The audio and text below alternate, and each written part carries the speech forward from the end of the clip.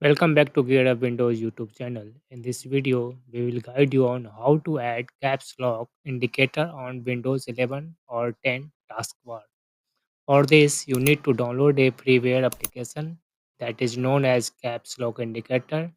You can download it from GitHub website. I will provide the link in this video description. You can copy the link from there. Once downloaded, open it and you need to check this option you need to check this option caps lock and then a start at logon and then caps lock changed. Enable these three options at least.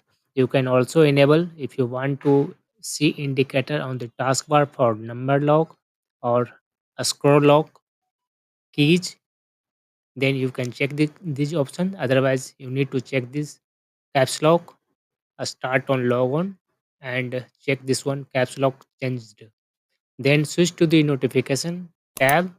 Here you can customize display time, colors, opacity of the notification. All this you can customize it here. After that, switch to the last tab, advanced options. Here you can download icon pack. Just click on this one link and download one which you want to see in the taskbar. Suppose I download this one, it will be automatically installed. Just download, install, and then close this. And you can also close this application. Now you will see a icon on the notification area. Select this by clicking on it and leave the cursor on this one down arrow button.